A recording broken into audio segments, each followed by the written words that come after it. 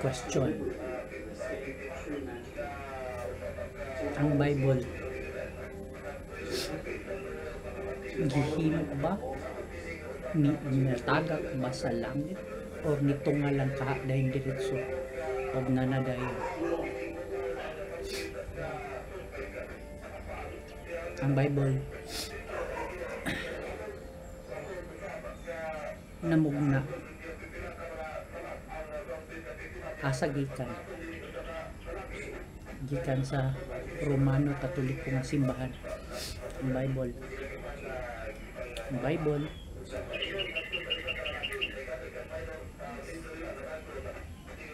hinimo sa tao but gi-inspire sa Holy Spirit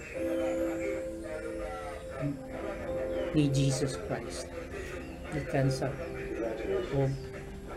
sa Amahan, sa Anak o sa Espiritu Santo ang Bible. So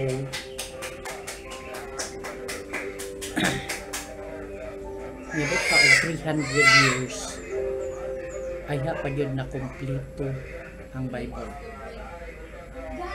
So giunsa paghimo ang Bible?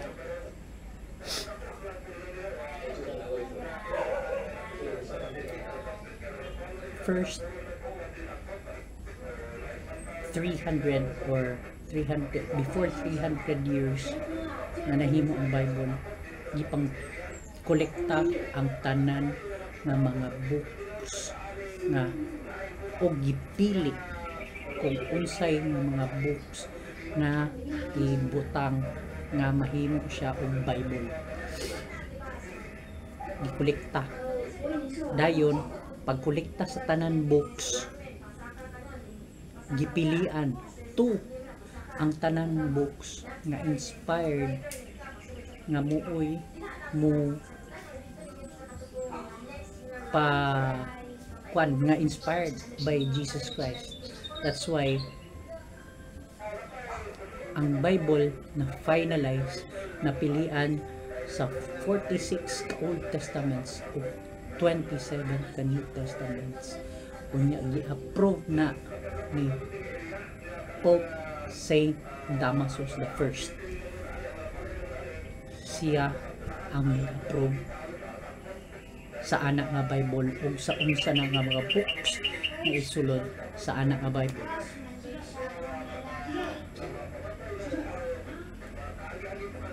So pagka himo na anak tanan kana siya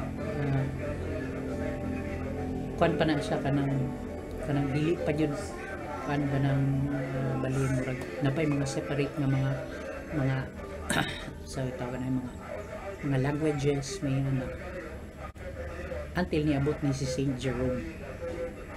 Si Saint Jerome mo'y nag-translate sa tanan books into Latin sa ilalom sa cave for 27 years, I think 27 years. Then muna din na siyang ginatawag nato karon og Latin Vulgate. Kanya kanang Latin Vulgate muna siya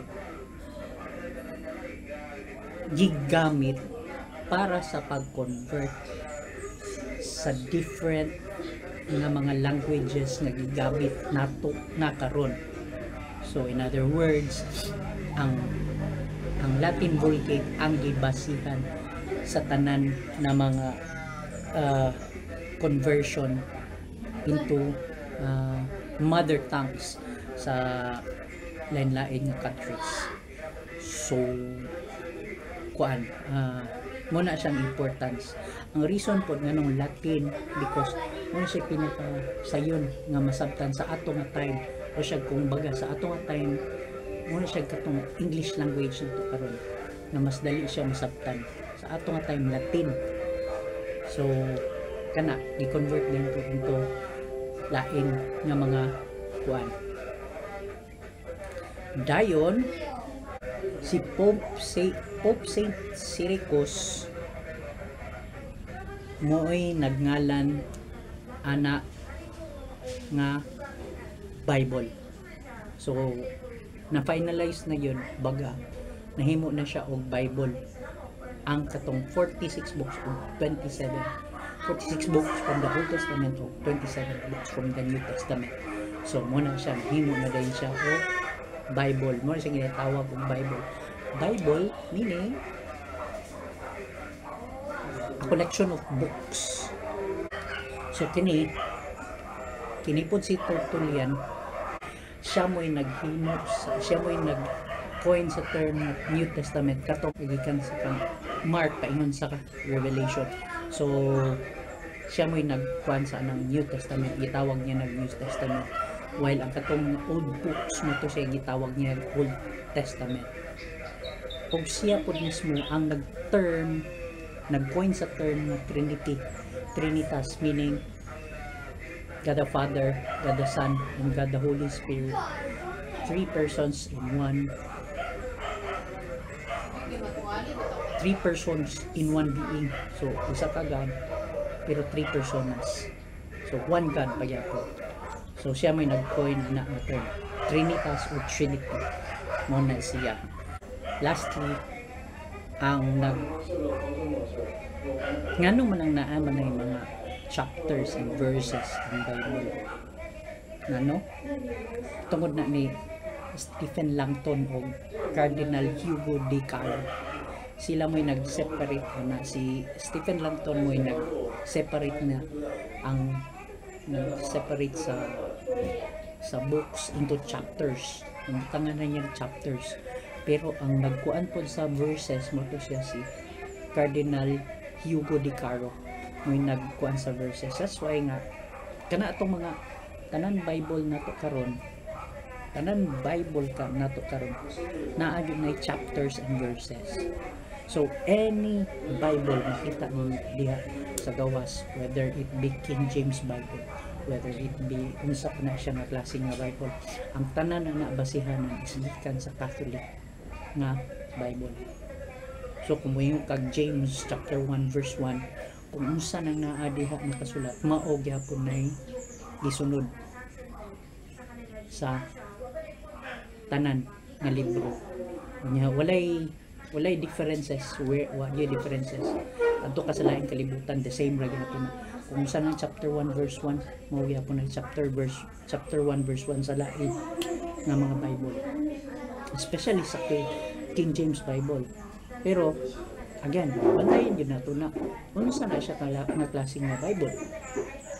Ngayon ni Katoliko na siya nga Bible kay na ay pirma sa pari sa either sa katapusan or sa silugdanan na siya yung mga pirma sa pari niya. Sa pananaw ang King James Bible mo wala man din na siya na hindi mo siya approved nga Bible, kulang man siya libro kay wala diha ang Deuterocanonicals para sa konpon sa Protestant Reformation. Ang ginatawag nila ana is Apocrypha, labot, inspired by John Martin Luther sa atong time. Okay, so for this time kana lang sa akong istorya. Sunod na to istorya lahin sa topic na discuss. Thank you. I hope namin na learn gamay sa ako ang gibla.